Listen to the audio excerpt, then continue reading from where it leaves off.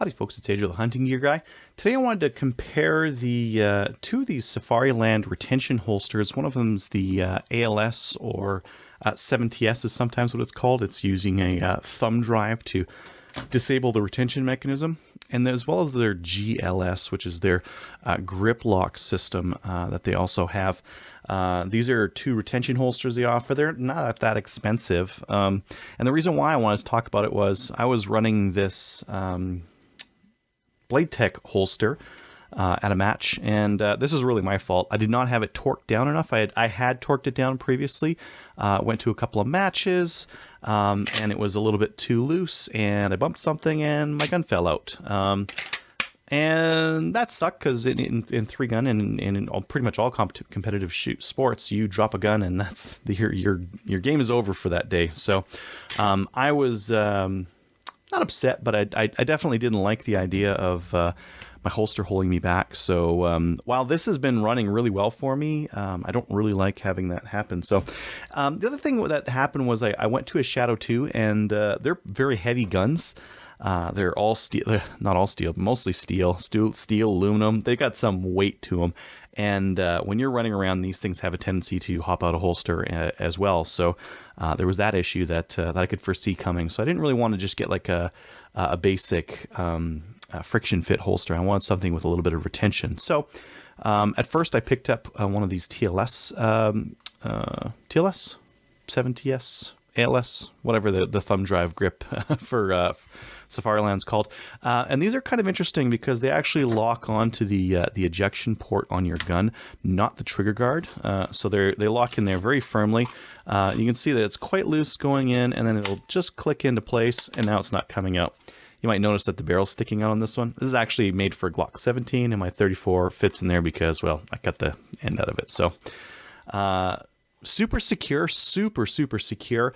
I found a couple times when I missed the button trying to hit it with my thumb, because it is just a tiny little button, and you can't just push it. You actually need to push it down towards the butt of the gun for this thing to unlock. So it's a little bit trickier to get. Once you're trained on it, it's pretty good, but it's still, you're aiming for that little button with your thumb and trying to push it down to get the gun out. So the other thing that happened, a buddy of mine recommended the GLS. This one's got a pretty big paddle here, and the idea here is that you're gripping it with your middle finger. So gun goes into the holster. The other thing that's interesting about the GLS is that it takes a whole bunch of guns. Like, this thing will fit a whole pile of them.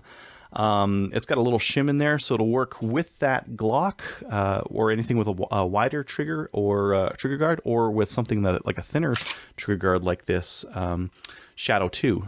This has got a bit of a thinner finger guard, so there's actually a shim that you put in there. They've got instructions with it. It's easy. The adjustability on this thing is really interesting. It's got this little Allen key that actually moves a shelf in there.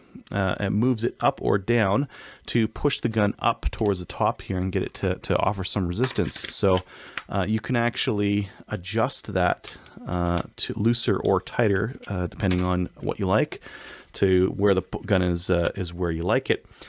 So to draw the gun, what you're going to do is come down on it, push that button, and then out she comes. Now, I have had some people have mentioned that this doesn't let them get like a really high grip on the gun, that they might have to re-grip it after they draw the gun. I've only really tried, I haven't shot a match with this thing yet, so I can't tell you guys for sure if I'm going to find the same thing, but I found I was able to get a pretty high grip. Say 9 times out of 10 with this thing.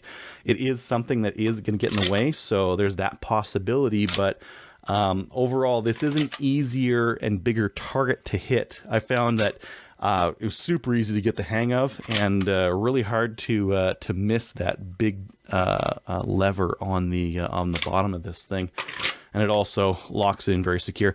Now, the other one fit a little bit tighter, and that's because it's made for the gun. You have to like change out those top straps if you want to change out guns, whereas this is kind of one holster that runs with a whole bunch of different guns. So this one might last longer if you end up changing guns in competition. But the downside is there's just a little bit of back and forth creep there that is still available. If you wanted to get real crazy, you could probably take that out by putting like a block or something in there, but I'm not going to, because I don't really care. Just as is, super secure and super interesting. So that was the Safariland GLS and ALS. Thanks for watching.